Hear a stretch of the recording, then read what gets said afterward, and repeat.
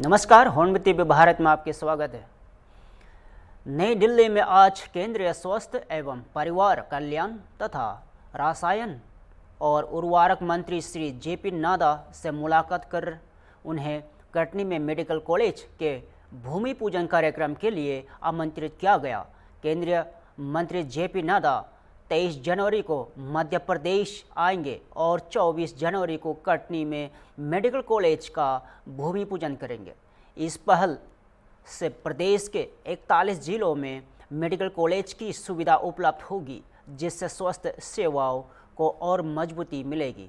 इसी दौरान माननीय प्रधानमंत्री श्री नरेंद्र मोदी से भी मुलाकात कर उन्हें नरसिंहपुर जिले के गढ़वारा स्थित NTPC super thermal power station के विस्तार परियोजना के भूमि पूजन के लिए आमंत्रित किया गया।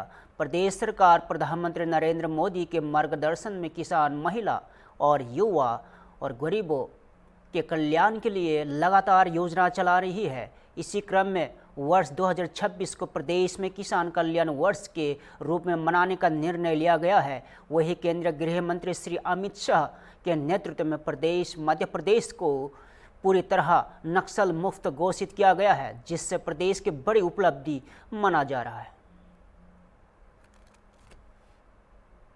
हमारी मध्य प्रदेश सरकार के द्वारा हेल्थ डिपार्टमेंट के माध्यम से लगातार नए मेडिकल कॉलेज खोलते हुए हम इसमें बहुत तेज गति से आगे बढ़ रहे हैं। PPP मॉडल पर हमारे मॉडल से तो देश में नंबर 1 का राज्य मध्य प्रदेश है, जो गवर्नमेंट हॉस्पिटल को जोड़ करके प्राइवेट कॉलेज को प्रोत्साहित कर रहा है। ऐसे में हमारे 2 मेडिकल कॉलेज के भूमि पूजन के लिए आज मैंने माननीय जगत प्रसाद नड्डा जी, माननीय स्वास्थ्य मंत्री जी को आमंत्रित किया है। वो 23 तारीख को मध्य प्रदेश आ रहा है। 24 तारीख को कटनी के मेडिकल कॉलेज का भूमि पूजन करेंगे। एक एक करके हर क्षेत्र में हम आगे बढ़ रहे हैं। इस मेडिकल कॉलेज के भूमि पूजन के साथ हमारे राज्य के अंदर 41 मेडिकल कॉलेज अपने वर्तमान के दौर से खास करके उन 41 जिलों के अंदर मेडिकल कॉलेज की सुविधाएं मिलेगी। मेरी अपनी ओर से इस अवसर पर उनके साथ हमारी हेल्थ की बहुत सारे प्रकार की गतिविधि का भी परस्पर चर्चा भी की और ऐसे में हमारे किसानों की समृद्धि के लिए NPK, यूरिया, 12-32-16 सभी प्रकार के खादों की उपलब्धता के लिए उनको धन्यवाद भी दिया गया। और इस वर्ष लगातार उन्होंने जो हमारी मदद की, इसके भरोसे से हमने किसानों को अपने तय प्रयास किया कि उनकी जरूरतों का खाद दिया जा सके। मेरी अपनी ओर से माननीय स्वास्थ्य मंत्री को भी धन्यवाद। माननीय प्रधानमंत्री जी किसान, महिला, युवा, गरीब 4 वर्गों में फोकस करते हैं। ऐसे में किसान कल्याण वर्ष मनाने का निर्णय हमारी सरकार द्वारा 2026 में किया, जिसमें 16 अलग अलग विभागों को मिला करके हमने एक साथ किसान और कृषक परिवार के जीवन में दूध उत्पादन, horticulture, agriculture, cooperative, heavy industry, food processing इकाइयाँ, लघु कुटीर उद्योग, सभी क्षेत्रों से जोड़ करके एनर्जी सहित हमने विस्तृत प्लानिंग की है और पूरे वर्ष किसान कल्याण वर्ष मनाने का निर्णय किया। ये जानकारी भी माननीय प्रधानमंत्री जी को हमारे द्वारा दी गई। माननीय प्रधानमंत्री श्रीमान नरेंद्र मोदी जी के नेतृत्व में माननीय गृह मंत्री श्रीमान अमित शाह जी के मार्गदर्शन में कुशलता पूर्वक मध्य प्रदेश को नक्सल गतिविधियों से पूर्णतः मुक्त करा लिया है। हमारा पहले डिडोरी, मंडला, बालाघाट 3 जिले नक्सल गतिविधियों में अपनी सक्रियता पाते थे और उसके लिए धीरे धीरे क्रमशः पहले डिडोरी, फिर मंडला, फिर बालाघाट और बालाघाट में भी सारा वनांचल हो या शहरी क्षेत्र सभी गांवों में आज की स्थिति में नक्सल पूरी तरह से नक्सल मुक्त प्रदेश की श्रेणी में अगर कोई प्रदेश है तो हमारा मध्य प्रदेश है। मुझे इस बात की प्रसन्नता है। पावर सेक्टर में भी हम अच्छा काम कर रहे हैं। ऐसे में नेशनल NTPC के माध्यम से सुपर थर्मल पावर स्टेशन की परियोजना के भूमि पूजन के लिए मैंने माननीय प्रधानमंत्री जी को आमंत्रण दिया है। ये ऊर्जा मंत्रालय के माध्यम से हमारा 1600 मेगावाट की क्षमता के विस्तार के प्रोजेक्ट में लगभग 20,000 करोड़ का ये निवेश रहने वाला है, जिसके पूर्ण होने की अवधि 28-29 तक रहने वाली है। मैं मान के चलता हूं कि ये जो प्रोजेक्ट बनेगा ये अल्ट्रा सुपर क्रिटिकल टेक्नोलॉजी पर आधारित होगा और एयर कूल्ड कंडेंसर टेक्नोलॉजी का उपयोग इसमें किया जाएगा, जो पानी की खपत को 1/3 तक कम करता है। उक्त परियोजना के भूमि पूजन के लिए मैंने माननीय प्रधानमंत्री जी को मध्य प्रदेश आमंत्रित किया है। हम सब मिलकर के हमारे राज्य के सभी वर्गों के कल्याण के लिए लगातार काम करते जा रहे हैं। आइए हम सब माननीय प्रधानमंत्री जी के नेतृत्व में देश को तीसरे नंबर की अर्थव्यवस्था में ले जाने के लिए सभी वर्गों के लिए, खासकर किसान, महिला, युवा, गरीब, सबके जीवन में बदलाव आए, इस दिशा में काम करें। मध्य प्रदेश में तृतीय वर्ग कर्मचारियों ने अपनी 11 सूत्रीय मांगों को लेकर राज्य भर में जोरदार प्रदर्शन किया। राजधानी भोपाल के सतपुड़ा भवन सहित प्रदेश के सभी जिला मुख्यालयों पर कर्मचारियों ने एकजुट होकर सरकार के खिलाफ आवाज़ बुलंद की। 15 जनवरी को हुए इस प्रदर्शन के दौरान कर्मचारियों ने मुख्य सचिव के नाम ज्ञापन सौंपा।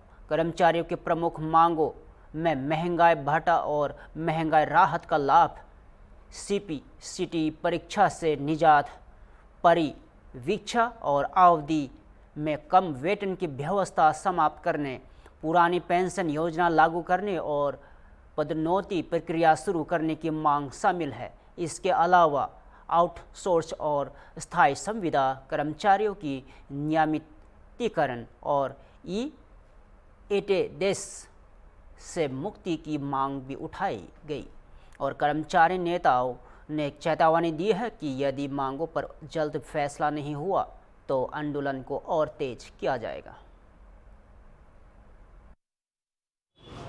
साबिर खान, प्रदेश अध्यक्ष, मध्य प्रदेश शासकीय वाहन चालक यांत्रिक कर्मचारी संघ। आज 15 जनवरी 2026 को हमारा माननीय प्रदेश के मुख्य सचिव महोदय को ज्ञापन सौंपने का कार्यक्रम था। इसमें ये कार्यक्रम 3 संगठनों का था। मध्य प्रदेश शासकीय वाहन चालक यांत्रिक कर्मचारी संघ, तृतीय वर्ग शासकीय कर्मचारी संघ और लिपिक वर्ग शासकीय कर्मचारी संघ का कार्यक्रम था। और तीनों संगठनों के सैकड़ों की तादाद में कर्मचारी इकट्ठे हुए। कर्मचारी वाकई सरकार से पीड़ित हैं और कर्मचारियों में आक्रोश है। सरकार कर्मचारियों की ओर ध्यान नहीं दे रही है। DA की घोषणा सरकार नहीं कर रही है। महंगाई बढ़ती जा रही है लेकिन सरकार कोई ध्यान नहीं दे रही है।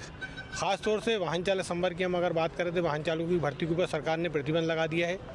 टैक्सी प्रथा सरकार ने शुरू कर दी है, वाहन क्रय कर नहीं रही है। कार्यभारित कर्मचारियों का अवकाश नकदीकरण का लाभ नहीं दे रही। और सबसे बड़ी जो एक बात है, जो हमारे दैनिक वेतनभोगी कर्मचारियों की बात है, सरकार ने अभी कैबिनेट में एक आदेश प्रस्ताव पारित कर आदेश निकाला है जिसमें सरकारी कर्मचारियों के 3 वर्ग होंगे। एक तो नियमित बोल दिया उन्होंने, दूसरा संविदा और तीसरा आउटसोर्सिंग। दैनिक वेतनभोगी जो हमारे वर्षों से कार्यरत हैं निगम मंडलों में और भी विभागों में, जो दैनिक वेतनभोगी हमारे हज़ारों की संख्या में जो कार्यरत हैं, उनके बारे में सरकार ने कोई भी ठोस निर्णय नहीं लिया।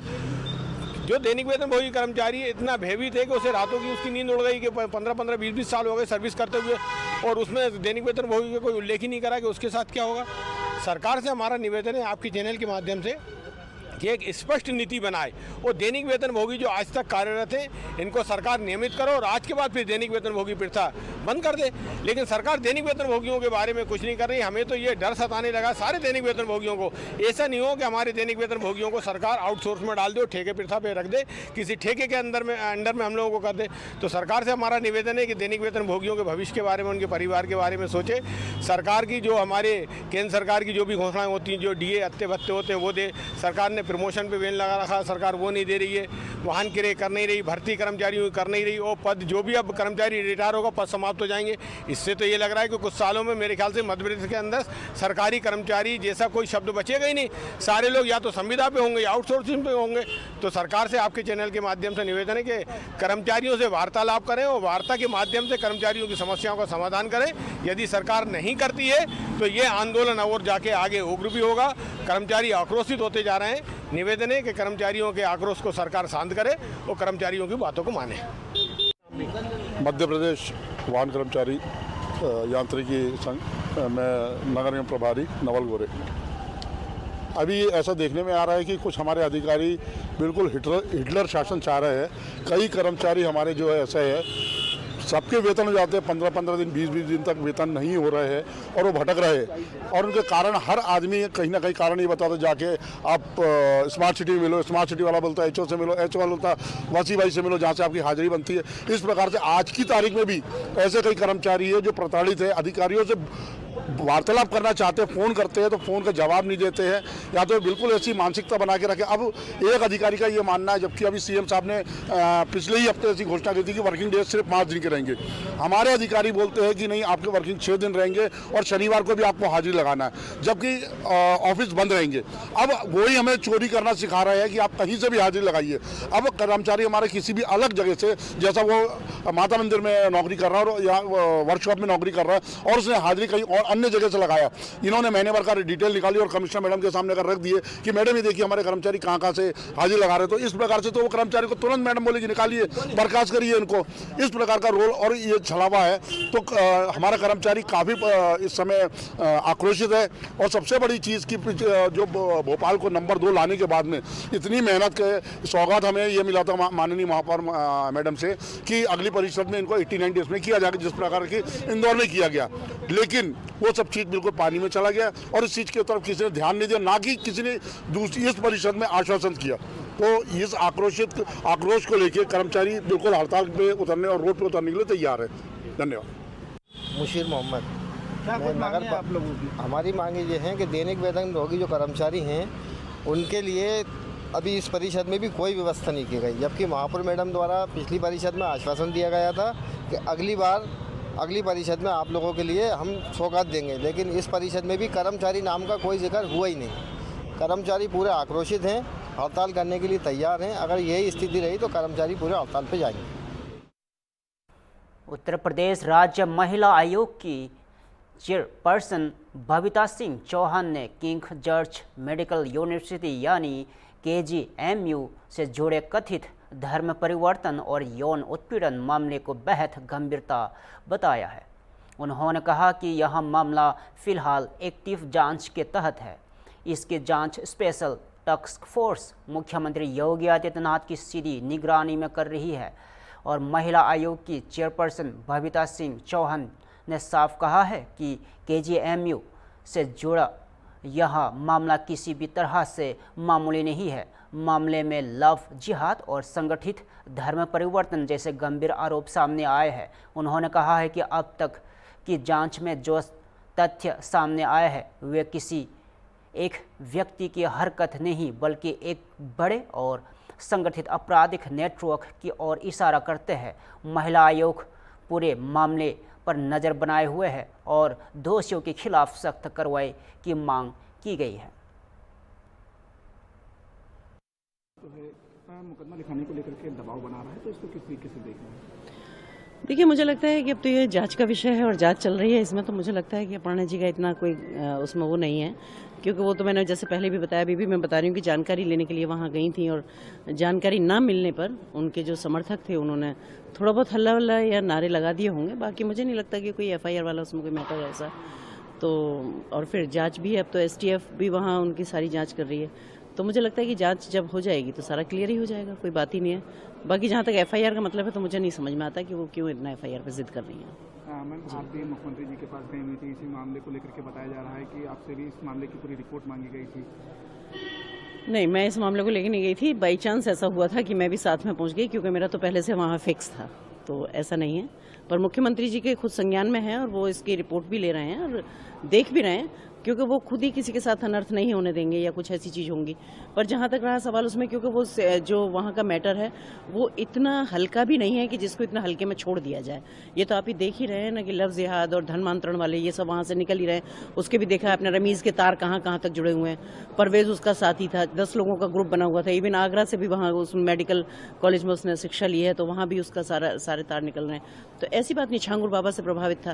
तो ऐसी बहुत सारी चीज़ें हैं कि जो उसको बताती हैं कि ये छोटा मोटा अपराधी नहीं था, ये बड़ा अपराधी था। और यहाँ पता नहीं कब से और कैसे गैंग चल रहा था। जैसा भी आपने देखा कि हिंदू लड़की से उसका ये हुआ, हिंदू लड़की से उसने शादी की, पहले भी 3-4 हिंदू लड़कियों को उसने फंसा के छोड़ा। उसके फादर था वो भी हिंदू लड़कियों से ही सब ये करता था।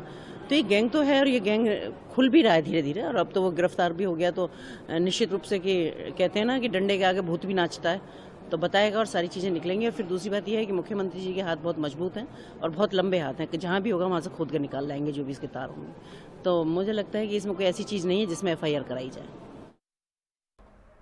उत्तर प्रदेश रायबरेली के लालगंज कोतवाली क्षेत्र स्थित आनंद डायरी प्लांट में आयकर विभाग की जांच लगातार जारी है।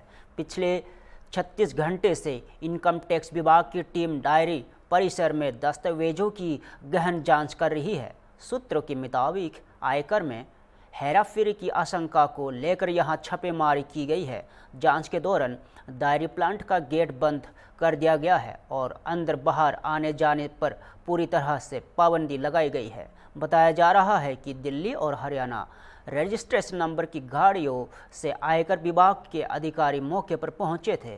टीम ने डायरी से कई अहम दस्तावेज, फाइलें, कंप्यूटर और मोबाइल फ़ोन जब्त किए गए हैं। जांच के दौरान दायरे कर्मचारियों को एक ही स्थान पर बैठाया गया। वही आयकर विभाग की टीम जब्त किए गए कागजात और कंप्यूटर डेटा को खंगोलने में जुटी हुई है और फिलहाल 36 घंटे बाद भी जांच जारी है और विभाग की ओर से आधिकारिक बयान का इंतजार किया जा रहा है।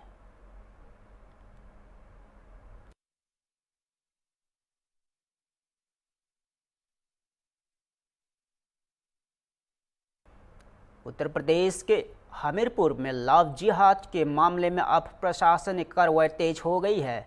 मामले को लेकर एसडीएम ने नेतृत्व में प्रशासन की टीम ने आरोपी आफन के पिता द्वारा संचालित लॉज पर छापेमारी की है। यह छापेमारी सुमेरपुर थाना क्षेत्र के बस स्टैंड स्थित इंडिया लॉज में की गई। आरोपी आफन के पिता के इस लॉज में अश्लील वीडियो बनाए जाने की आशंका जताई जा रही है। एसडीएम प्रशासनिक अधिकारियों के साथ मौके पर पहुंचे और लॉज से जुड़े सभी प्रपत्रों की जांच की गई। इसके साथ ही लॉज में ठहरे लोगों से भी पूछताछ की गई है। बताया जा रहा है कि आरोपी ने युवती के साथ अश्लील वीडियो बनाकर उससे सोशल मीडिया पर वायरल किया था। इस मामले को लेकर हिंदू संगठनों और हजारों लोगों ने थाने पर घेराव करते हुए NH-34 पर जाम कर लगाकर प्रदर्शन किया था। फिलहाल प्रशासन पूरे मामले की गहन जांच कर रहा है। 3 नंबर कमरे चलते हैं। रजिस्टर लिए चलो। एक मिनट सर, पिताजी का नाम नंबर का बोलो।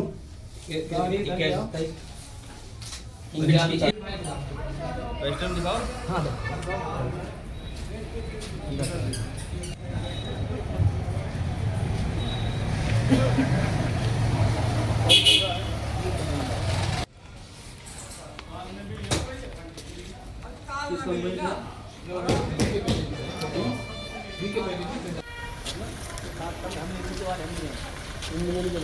इंडियन और इंडियन नाम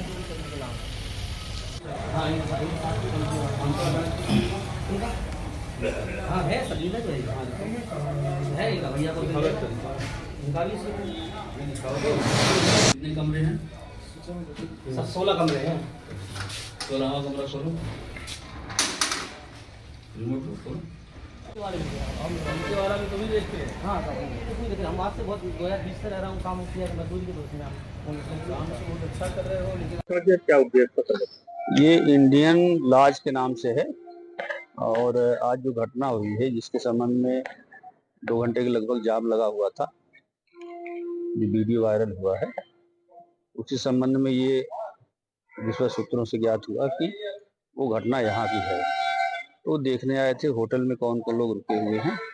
अब पुलिस की टीम लेकर के फिर से जांच करेंगे उस फोटो को देख करके कि वो घटना इनके यहाँ की है कि नहीं है।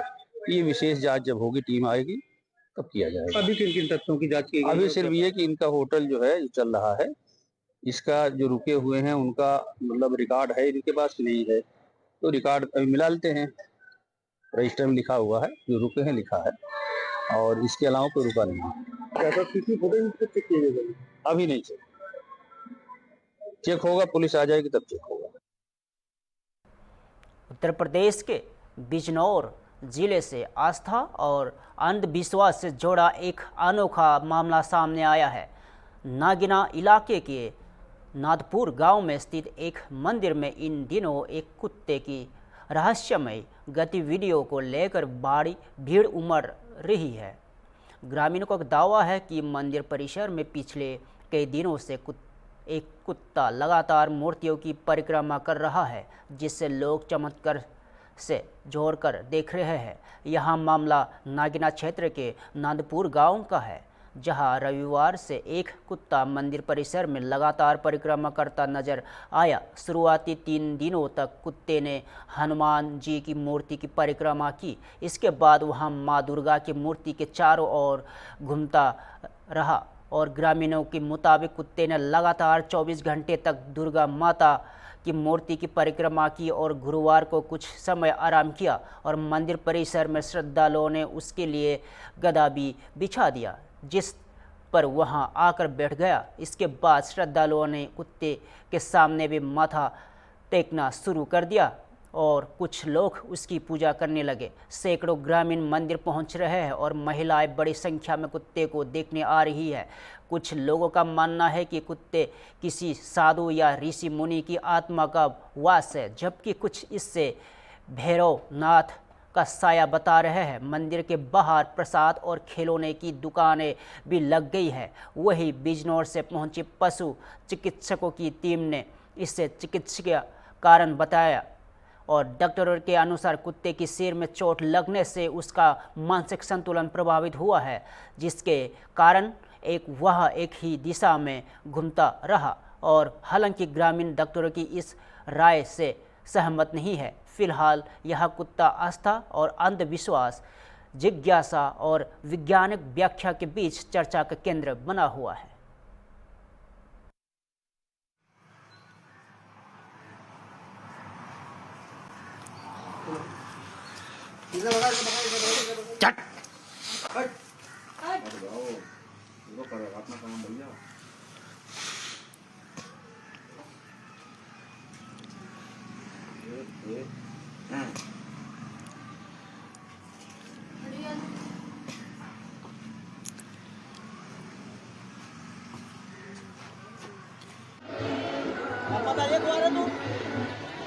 यहाँ कब से लगा रहा है चक्कर? ये आज 5 बजे लगा। चौथा दिन है जी आज। मैं तो कल आया था यार।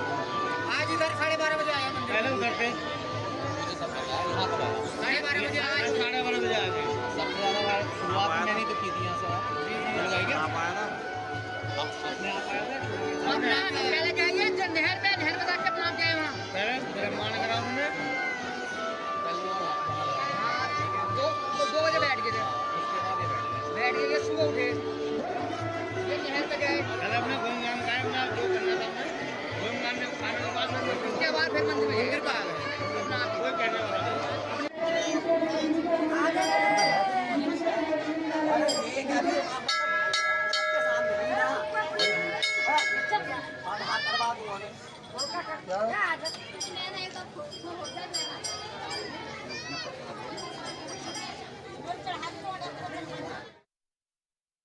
हरिद्वार के प्रसिद्ध धार्मिक स्थल हर की पेड़ी में हिंदुओं के प्रवेश को लेकर एक बार फिर विवाद तेज हो गया है। गंगा सभा ने इस मुद्दे पर खुलकर अपना रुख सामने रखा है और क्षेत्र में पोस्टर लगाकर अपनी स्थिति स्पष्ट की है। हर की पेड़ी क्षेत्र में लगाए गए पोस्टरों में इससे अहिंदू प्रवेश निषेध क्षेत्र बताया गया है। पोस्टरों में साफ तौर पर लिखा गया है कि यह क्षेत्र आस्था से जुड़ा हुआ है और यहाँ के नियमों की जानकारी सभी के लिए अनिवार्य है। गंगा सभा का कहना है कि घाटों की मर्यादा और धार्मिक परंपराओं की रक्षा सर्वोपरि है। गंगा सभा अध्यक्ष नितिन गौतम ने कहा कि कानून और नियमों की जानकारी रखना हर नागरिक की जिम्मेदारी है और किसी भी तरह के भ्रम को दूर करने के लिए ये पोस्टर लगाए गए हैं। पोस्टर लगाए जाने के बाद यह मुद्दा और अधिक तूल पकड़ता नजर आ रहा है। प्रशासन के साथ साथ श्रद्धालुओं की नज़र भी इस पूरे मामले पर टिकी हुई है। धार्मिक स्थलों की गरिमा और प्रवेश नियमों को लेकर हरिद्वार में एक बार फिर संवेदनशील बहस छिड़ गई है। गंगा घाटों की सफाई व्यवस्था में अपना सहयोग प्रदान करें। गंगा घाटों पर लगी हुई संकर जंजीरों का प्रयोग करें, धारा के बीच न करें। माँ गंगा जी में कुल्ला, दातुन करना, तेल साबुन लगाकर स्नान करना, अपने उतारे हुए कपड़े, चेंजिंग रूम की व्यवस्था आपको निःशुल्क प्रदान की गई है। आप सभी इन्हीं का प्रयोग करें। इधर आरती कराना चाहते हैं वह गंगा सभा शाखा कार्यालय से संपर्क करें।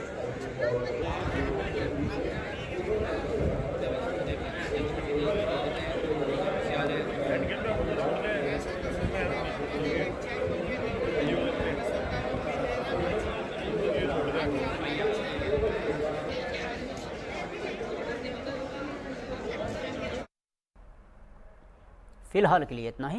ताज़ा खबरों देखते रहिए होम विद टीवी भारत।